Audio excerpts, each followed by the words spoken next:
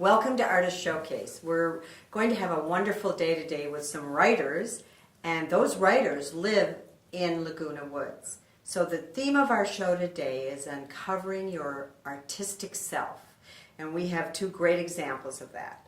And I want to introduce to you Mary Zolli and Artie Rosenstein, and then I'm actually going to be involved in writing a play as well, so I'll give you a little bit of mine. But let's start with these people that have actually done it. So Mary, tell us how you got inspired to write this play that she has written. Well, it all started in Laguna Woods. And as soon as I came here, the day I came here, I auditioned for a play. And I met these two fine people. And somewhere along in the last 2.5 years that I've lived here, I joined a writing group. And I like to write about stuff that I know. And I like to write about relationships. I've always wanted to write the great American novel, but I don't think novel writing is my thing, at least now, maybe when I'm 80 or something. But, Yeah, we have to wait 25 years, Mary. I'm 29 already. So, let's see. What I think is easiest for me is to write about relationships, because when I pick a book to read, I pick books that are predominantly about male, female, girl relationships. And so that's what I decided to focus on in this play that my writing group helped me with, in that I felt solid about writing the dialogue, but when it comes to plot, I'm a little bit new at that. So they understood my characters and they said, well, why don't you have them do this? And that's what made the whole thing come together. So I had a little help from my friends. And that's what's cool about Laguna Woods, is just like we inspire each other, we help each other, and we grow together.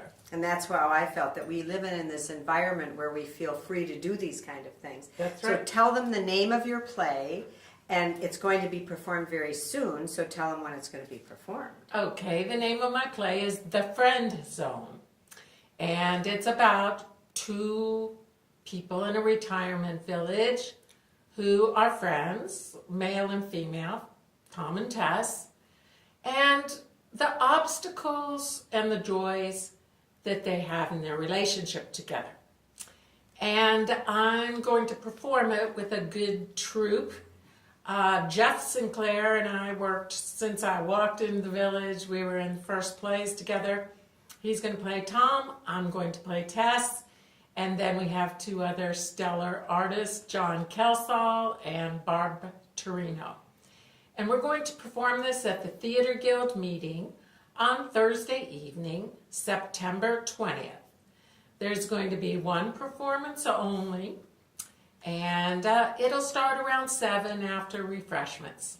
And the other good part of that is... Clubhouse 7. Right, and the good part of that is a good chance that it'll be filmed. I know we're going to make arrangements for that. And then, of course, it can then appear on Channel 6 whenever they'd like to show it, which they're always looking for good material to show on Channel 6, so we know that'll be a part of it.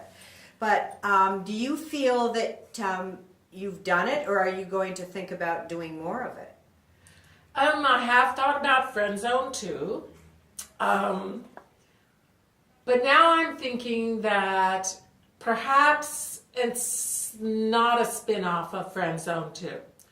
I'm thinking maybe it's a different thing, but once again, it is going to be set in a retirement community, and the cool thing about this is tons of people are going to relate to this stuff. Yes. I mean, this is like the real life drama that we have right here. I love it, and that's what makes anything real is always interesting, right? Yes. Okay, Artie, I have known you a long time too. We're sort of in our own little friend zone here because we've all known each other for a long time. Well, a long time as long as we've been here. I've been here a little over 5 years. Mary's been here how long? Oh, it's going to be 3 in January. 3, and you've been here 14. 14. But we met Artie through Theater Guild. We met Artie through plays and musicals. and we're all pals here, you know, good buddies. So tell me what got you inspired, what you read or looked at that made you think, I want to write an adaptation of this story. Well, I think part of the thing is that I have good writing skills. I'm not embarrassed to say that, but I lack imagination, okay? Coming up with characters and a story and the dynamics and dialogue, it's difficult. So the three pieces that I've written in my life have been unoriginal. Two are plays that were adapted from a short story by a famous writer. And one is an adaptation, which is actually a short story rather than a play, of a story that was told to me by my son that was fictitious about friends of his, and it was in Europe, and I made it in Las Vegas. But anyway, getting back to Free Radicals, which is the show that Mary was in. Yeah, that's how we met. That's right, and which was performed here in Laguna Woods. I read this story by Alice Munro, who was a Nobel-winning prize winner in literature, and it was such a ambiguous and character-driven story, and it happens in one location. So if it were a play, you can put it on a stage without having to go make changes or make it more complicated. Anyway, I read this story and it blew me away. I gave it to my wife and she read it. She said, wow, that's a really good story. I read it again. And then I was laying in bed just about to fall asleep.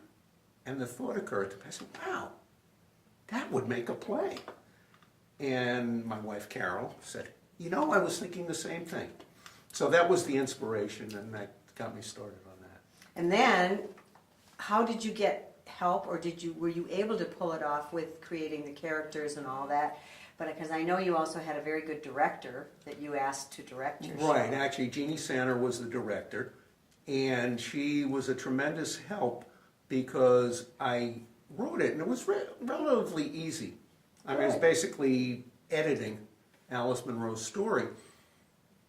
But what Jeannie helped me with tremendously was the difference between a story and a play. And so there were things in the play that were not in the story. There were things that were cut out for sure, but there were things to make it more dramatic. Some of the action, the blocking in it. And so that was an interesting experience to see the difference between the two. And it was performed, I think, like 2.5 years ago, maybe? Yeah. And I know it's been shown on TV6, because they have it, you know, and they Right. have shown it, definitely.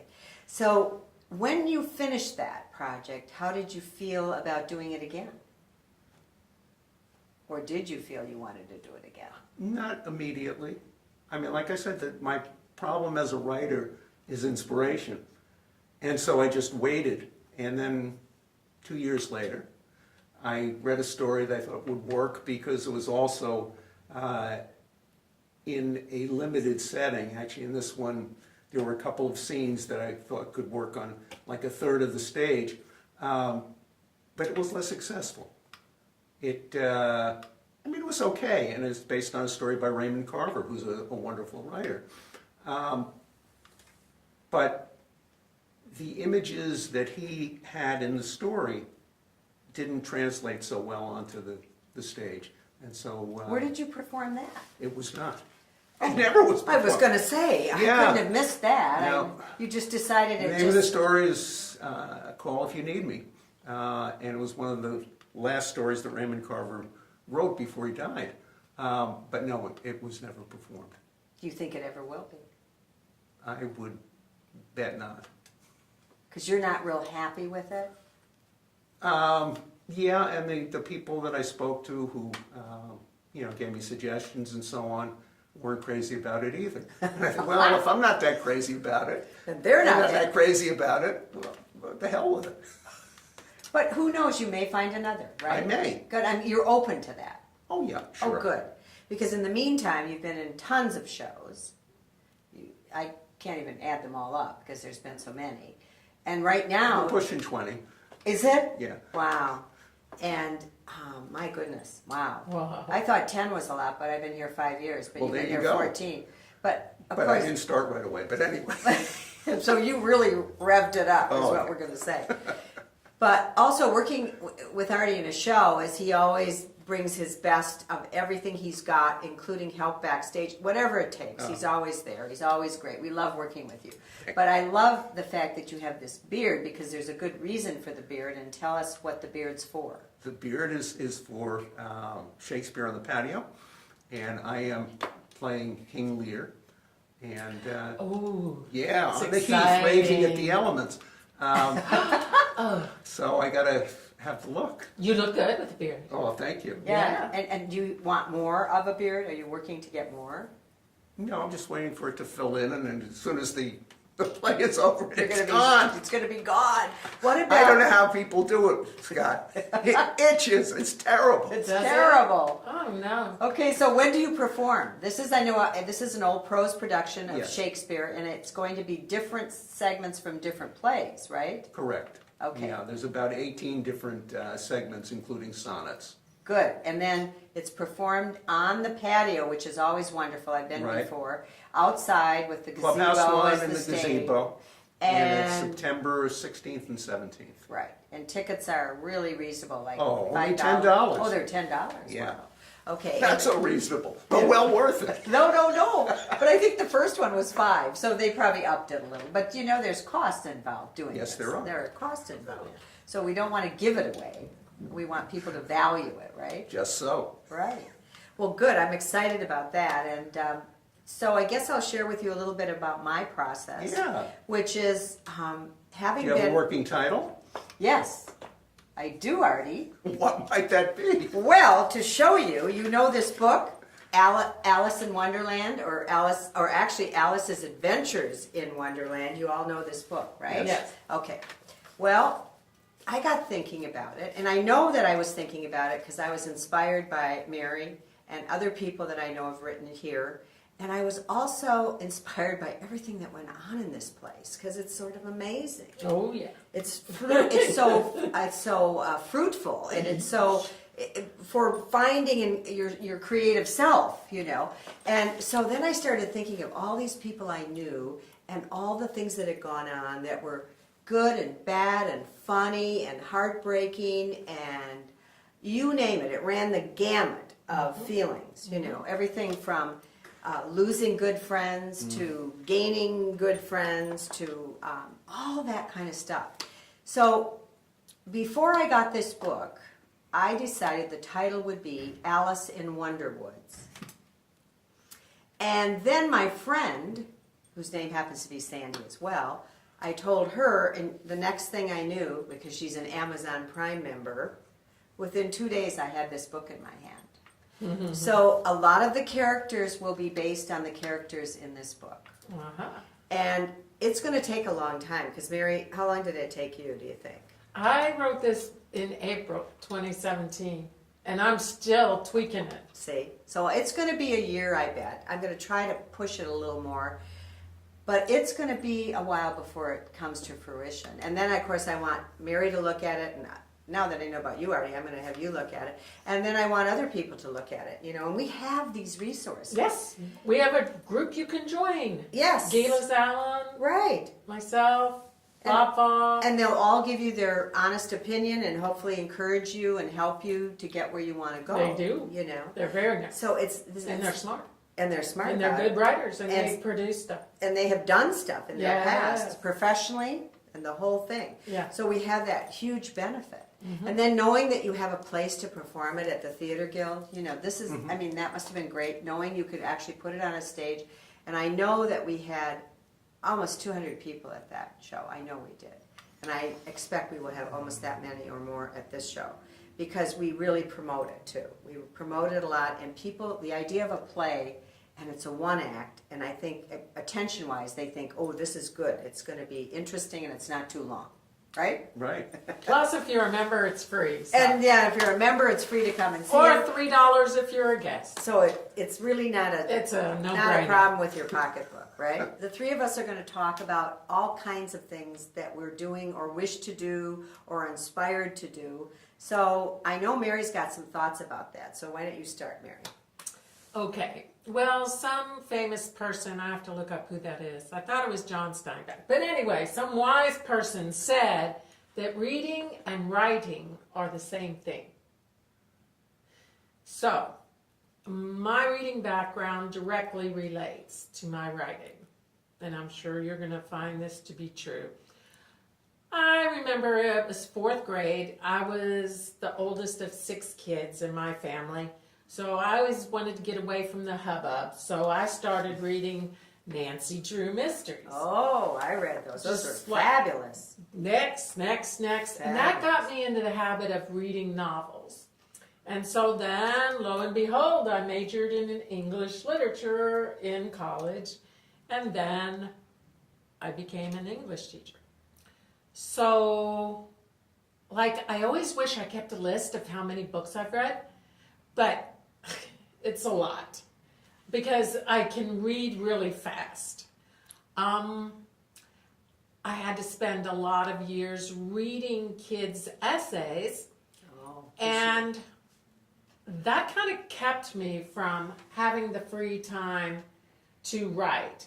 I had my own family and teaching, and so I would take a class here or there, but I think deep inside, I didn't have the confidence.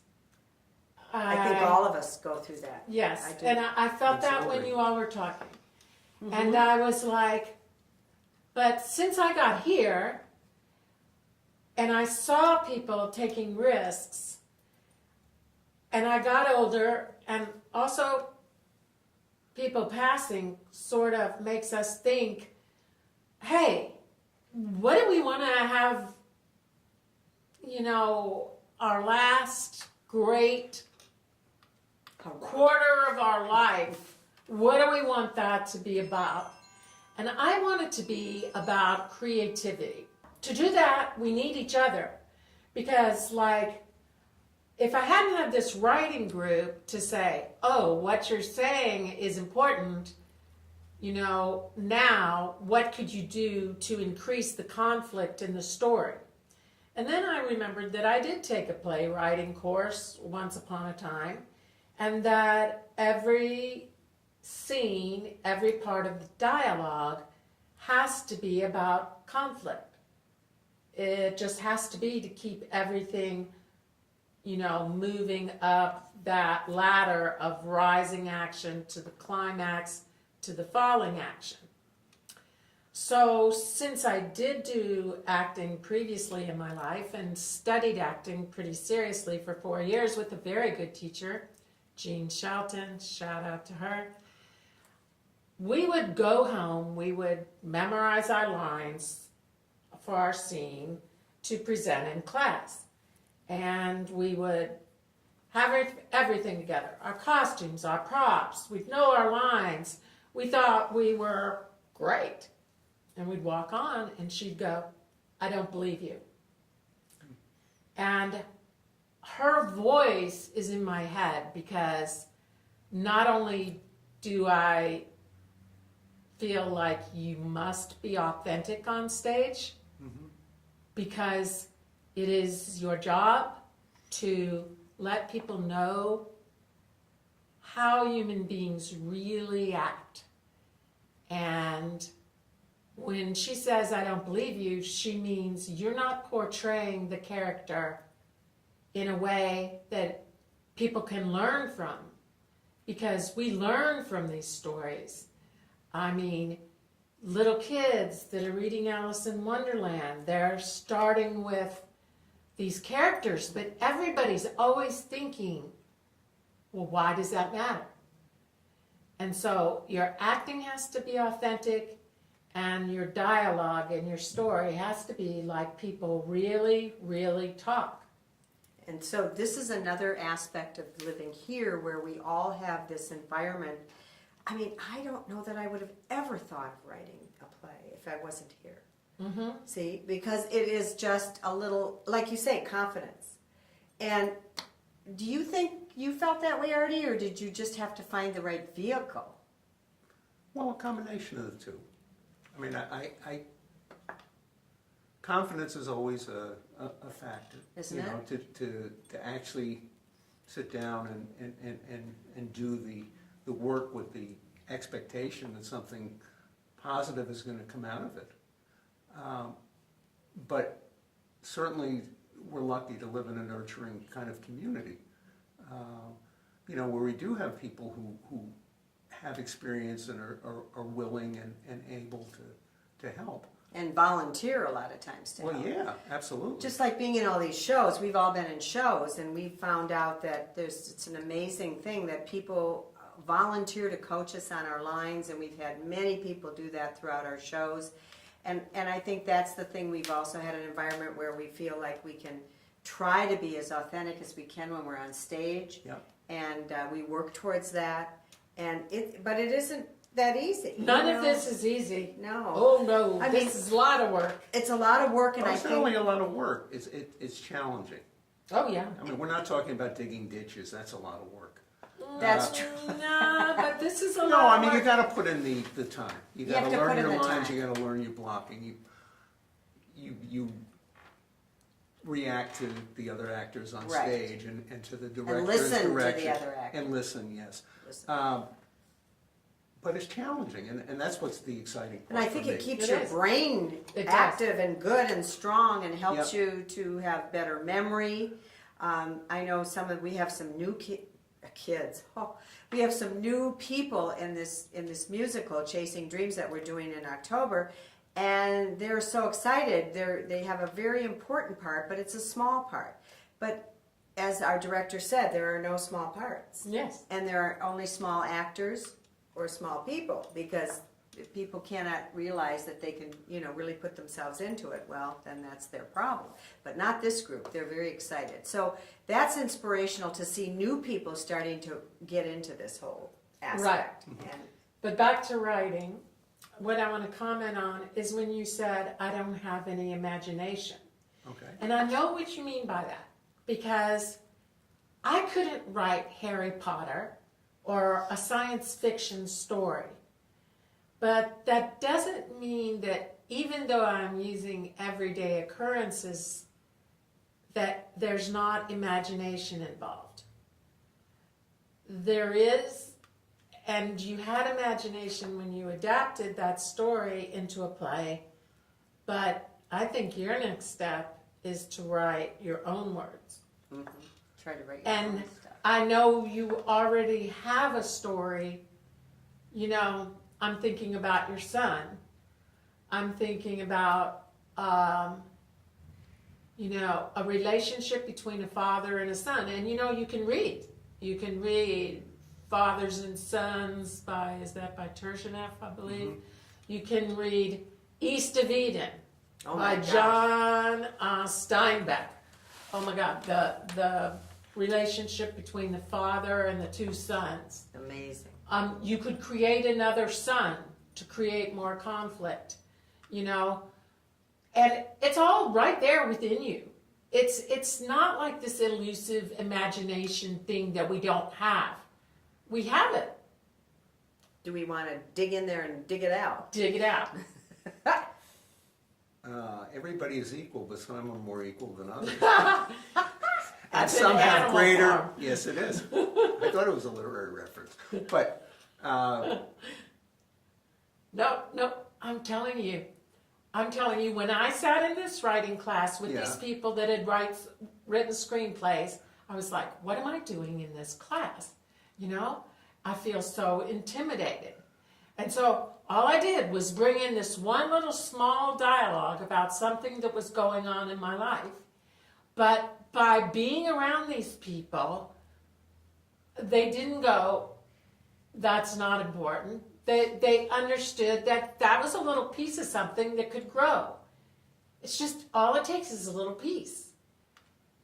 So you could do that. See, originally I was going to write my play for a 10-minute playwriting festival, which there's a lot of those, by the way. Mm-hmm. So that kind of gave me confidence because I was like, 10 minutes? You could do Shoot, that. I can do that. And it's got to have a beginning, middle, and end, yeah. But then I got involved with my characters and I was like, no, I have to do them more justice. So it's now like 25 minutes. Mm-hmm. But I also, as we practice, I think, geez, I could enlarge the relationship between them and them. And You're already. now I see how just a little bit can, as you think more and more about your characters, bounce them off people like you've been have done. doing. Mhm. And people will suggest stuff. It's actually easier than you think. Artie, I want you to make a comment about what Mary said about, these plays being like about love and friendship and what else did we talk about? Oh, there's romance. Romance and all that. So, Family. right, family. Yeah. So from your point of view, Well, no, that's all well and good. And those are all important subjects that influence our behavior. But I was thinking, well, wait a minute.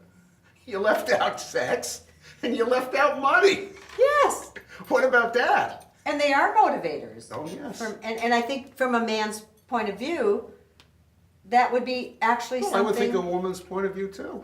Right, you're right, you're right. We might not say it, you'll say it, which is good. Which is a good thing.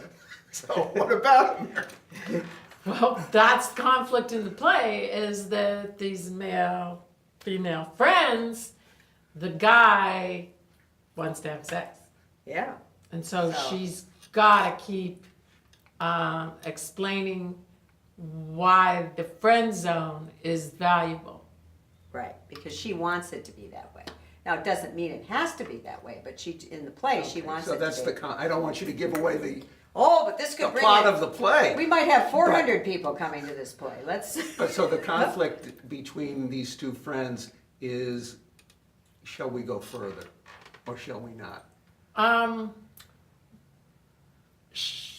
I don't know how much I should tell. I think that we need to get Keep 'em people guessing. there. Keep 'em I think guessing. we need to get people Yeah, there so that I'm they not going can. to tell you how it turns out. Okay. Right, and the other thing is, I forgot about this. You're going to have a Q&A at the end. Yes, we can. Yeah, and you're planning on that, right? Don't you think you're going to do Sure. that? Where Are the you gonna lead audience, that? if you want me to, Okay. and we'll talk about how to do that so I do it right for you.